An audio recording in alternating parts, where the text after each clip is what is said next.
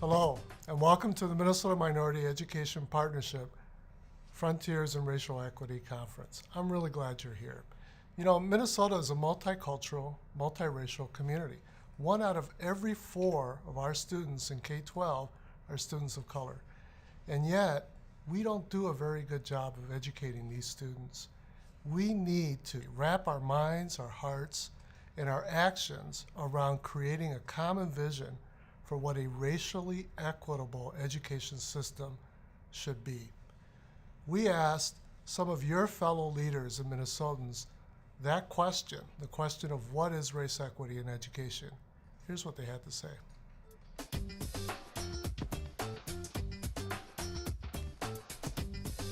As the chancellor of this system, it is my responsibility to do everything that I can to enable the people of Minnesota to succeed by having the most accessible and highest quality education in the country. And you notice I said the people of Minnesota. So it's very important that all of the underrepresented, first generation, students of color, new immigrants, that all of our students have an opportunity to be all that they can be. To me, racial equity is all about people being treated fairly. It means that regardless of my race or ethnic background, regardless of income, regardless of zip code, sexual preference, gender, I should have the same opportunities to reach my potential that everybody else has. And to me, that's what it means. In our work with kids, it means teaching them the meaning of racial equity, both in how they interact with other people and in how they themselves are treated. Race equity, for me, means that all the society's systems are working for our underrepresented population, especially our racially diverse populations. So specifically as it relates to my role as superintendent of Minneapolis Public Schools, we currently have a very large achievement gap that is predictable by race. And when race equity is working and is at its best, that means that you cannot predict achievement results based on race. Growing up in poverty and growing up biracial, race equity is about who I am and about my passion. It's why I do what I do. And I'm able to be a role model for children and to do this education work every single day. It means that I can give back.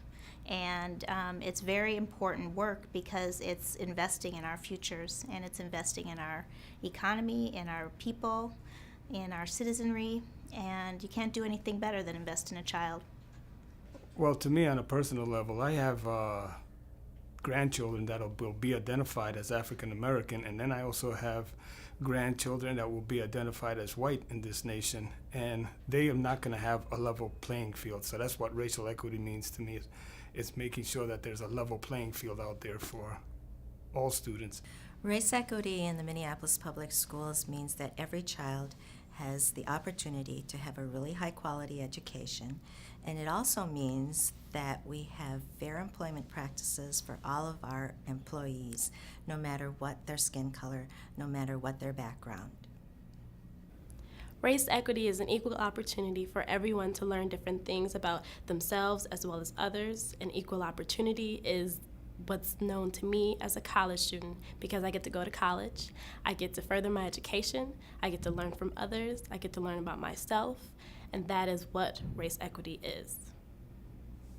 First of all, what race equity is not is about just about equality or sameness. It is about fairness, that a student is treated fairly based on their needs and that they have excellent outcomes, that we have excellent outcomes across race. That's why in my job leading the Northside Achievement Zone, We, a collaborative of incredible schools and nonprofits, have a mission of creating a culture of achievement in a geographic zone where race equity is most in need, where kids will graduate from high school college ready. Well, I think as a student, when I got to college, what was really important and integral to my success was that I had to get there and feel like everyone was on my side. I was a new college, first in my family to go to college, and I needed to feel like people acknowledged my background and had that in mind in terms of my success at college.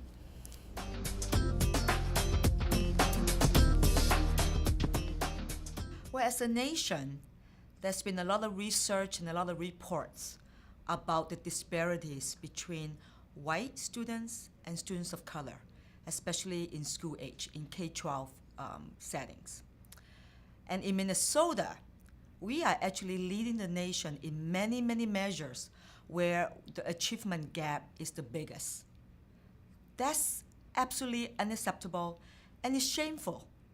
And ultimately, this is a social justice issue. Racial equity is important, and it's important to St. Paul Public Schools as well as for Minnesota, because we have the largest gap between white students and students of colors, especially for African American students in the country. And that is not acceptable. We are here as educators, as members of the community, to educate all students. And these students will be the next generation of workers for St. Paul and for the state of Minnesota. A recent Georgetown University study suggested that in order for America to remain competitive, by 2018, we're going to need to have 70% of our students who have completed a baccalaureate, an associate degree, or a certificate in order to keep the country competitive. Now, Minnesota's always had a higher standard, so we need to increase the number of college graduates, and that means better high school graduation, better programs, and that all is very important for our economic vitality and the quality of life that we cherish so much in Minnesota. State demographic estimates are telling us that we are aging as a society, and that if you look at the K through 12 population, where the growth is happening over the next decade, all the growth is coming from American Indian communities, new Minnesotans, and communities of color. That tells us that those are the next CEOs of our corporations, heads of school boards and school leaders, and heads of colleges and universities. They're heads of philanthropy. But in order to get there, we have to, create some sturdy bridges to opportunity. The current disparities between poor students and wealthy students, between students of color and white students in suspension and graduation and detention are really undermining prosperity for all of us. And if we continue to reinforce these disparities in opportunities and outcomes, it will undermine our entire survival as a state. Race equity in education is the only responsible way to engage with young people and students. It's a way to, when talking about history, include many different histories and experiences, and it's a way to get students to really feel invested in their futures. We have a very long documented history of students that do not do well and succeed in our schools in Minnesota. But we also are now able to use that same data to be able to provide the appropriate support for students to graduate and to go on to college. Equity in education means that we're taking the time to really focus on the support in the classroom with the teachers and with the students and the community partnerships to provide all we can for them to succeed. Racial equity is incredibly important in the educational system, particularly in Minnesota's educational system. In the Minnesotan educational system, the achievement gaps between white students and students of color, particularly African American Hispanic students, are some of the largest in the nation. And it's gross and it's terrible. And a St. Paul teacher who I work with at Ramsey Junior High told me, it's great to be a white student in St. Paul.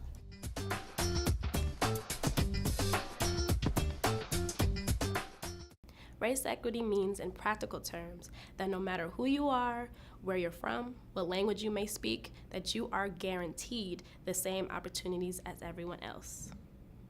Race equity means in practical terms that we have to take all the students from where they are, move them to the next level, that they are prepared for the workplace, but they are also prepared for the post-secondary options that they have to access in order to be productive citizens in this society. Today, without a college degree or a 2-year degree, our next generation will have a very hard time being successful. 3 things. Fairness when it comes to resource allocation, that low-income schools in our urban core that are disproportionately populated by students of color should receive the funding that has been allocated them. That doesn't always happen. That's called fair funding. 2, equity in the distribution of great teachers. All the research shows that a child with a high-performing teacher learns 3 times faster than a child with a low-performing one. We have to get great teachers in the school. We have to remove those who are not performing, and it has to be based on how the children are performing and not seniority. And lastly, equity in choice. Middle-class families have always exercised choice. Low-income families of color have to be able to do the same and determine what school will give their child the best education, whether that's public district, public charter, parochial, or private. It's the American way. At the Urban Teacher Program, race equity translates to our mission, which has 2 parts to it. First, we really want to increase the number of well-prepared teachers of color so that they can work in our urban schools. Okay?